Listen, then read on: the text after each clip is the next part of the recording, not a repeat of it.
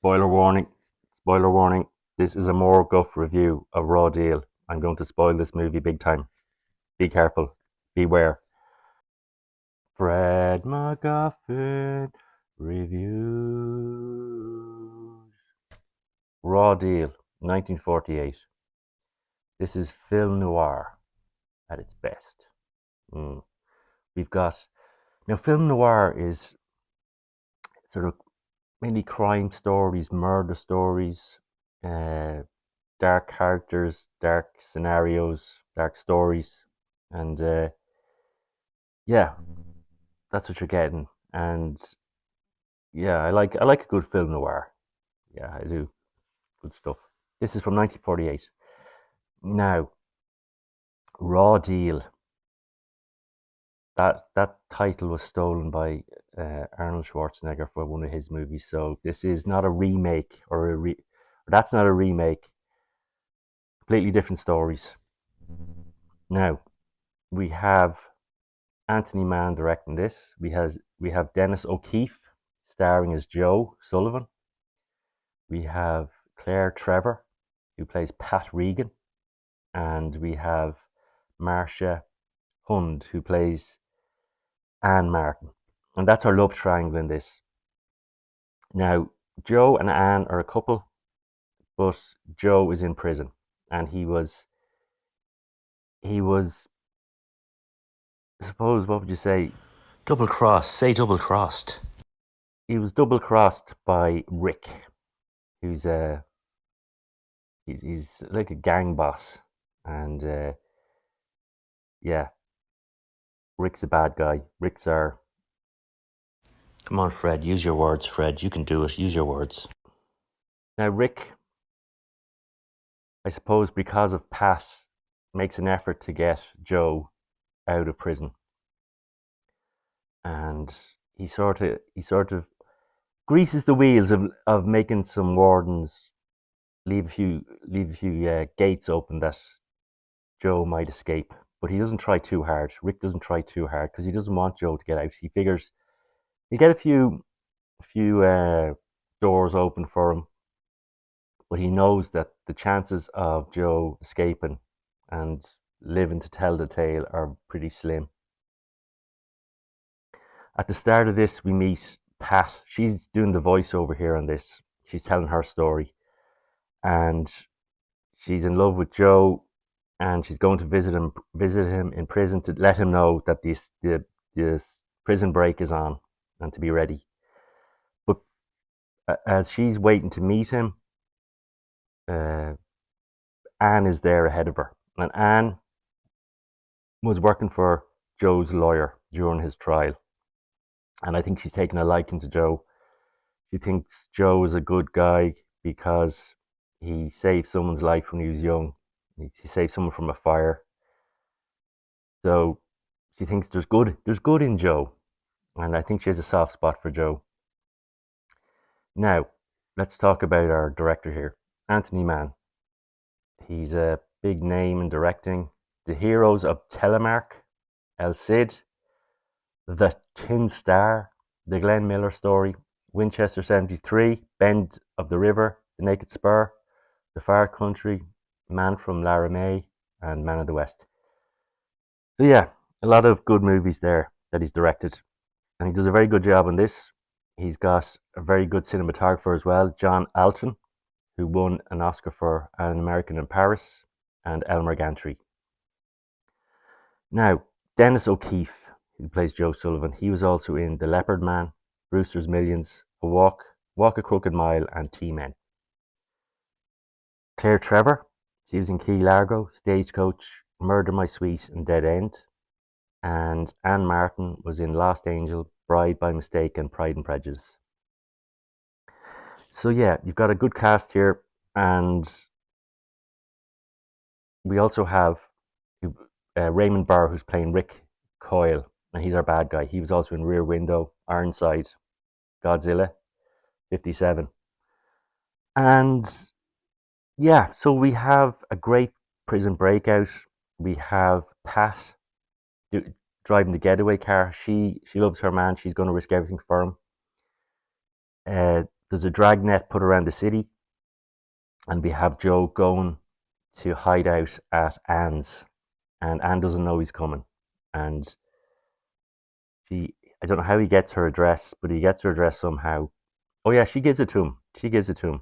She says, and he goes to Anne's, and they hide out there, the three of them. And when they get, oh, that's because now they have to. Their car was shot at by the cops, and they get a fuel leak, so they couldn't make it out of the city with their car. So they have to find another way out of the city, and they're going to use Anne to get out of the city. So once they get out of the city, they they camp out in the wilderness for a while, and a forest ranger comes on horseback, and luckily enough, Joe doesn't shoot the forest ranger, but Anne is worried that he would have, or that he's capable of doing something like that, and she begins to lose a bit of respect for him. And so we have the three of them. They get to Oscar's Tavern. They steal another car at a petrol station, and the owner of the car they steal chased them in another car, and the motorbike police stop the wrong car, and they stop the victim instead of the robbers. And the three of them escape to Oscar's Tavern. And while they're there, they get a car. They get their car fixed by Oscar. And one thing that happens while they're there is there's another manhunt going on for another criminal who's killed his wife, and he enters the picture. He enters the tavern that they're in, and luckily enough, though, he runs off. He runs out, and before the so that builds up the tension of everyone being discovered in the tavern. But he runs out, and he meets his death by the cops.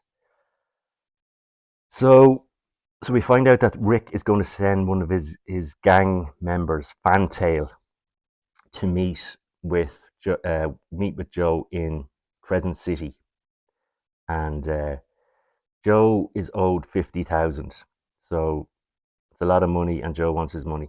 And Fantail is played by John Ireland, who was also in Red River, Spartacus, All the King's Men, My Darling Clementine, and A Walk in the Sun.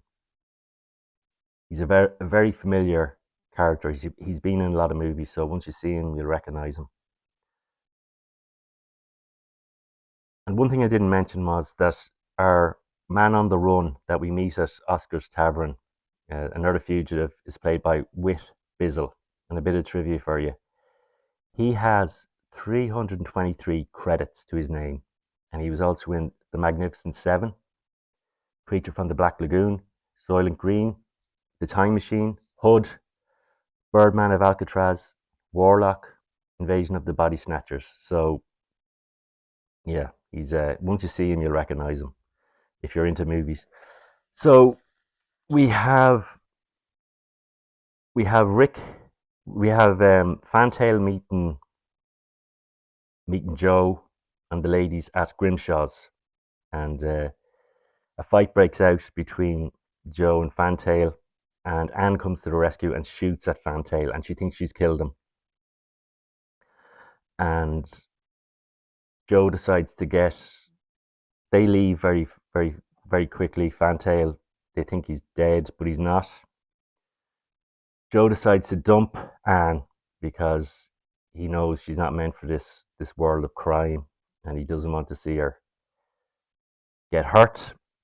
And but Fantail recognizes her at a filling station and takes her to Rick's. Then we have our couple, Anne and Joe, about to leave for Panama. And Joe decides not to go and get his money, and he's going to make a clean break of it. It's not worth dying for. He's going to marry Pat, and but they have a fight. Pat says to him, you know, if if uh, if Anne asked you to stay and go and start a new life, you would. But yeah, a strange fight begins, and Anne begins to realize that there's one that she doesn't think it's going to work out between her and Joe. they get a phone call. Rick finds out that they're there in this hotel because Rick's got a lot of spies around the city. So Rick rings up and Anne answers and tells, or Pat answers and tells Pat that they have Anne. Now, Anne takes her time, or Pat takes her time in telling Joe about the fact that Anne is with Rick, and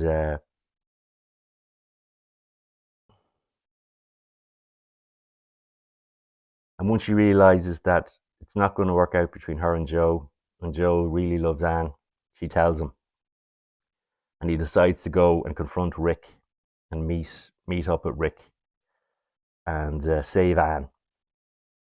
So that's what he does. We have a great shootout.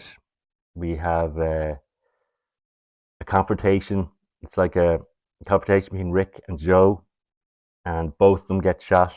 It's like one of these wild western shootouts, uh, and we get two of them injured. We get Joe killing Rick, throwing him out a window, and we have Anne um, crying over the dead and dying, the dying and dead Joe. So yeah, you get a very tragic story here, and Anne, I suppose, or Pat appears to watch Anne crying over the dead body of Rick, and she realizes that you know that's probably the way it was meant to be. That she should be there crying over the body of Joe, but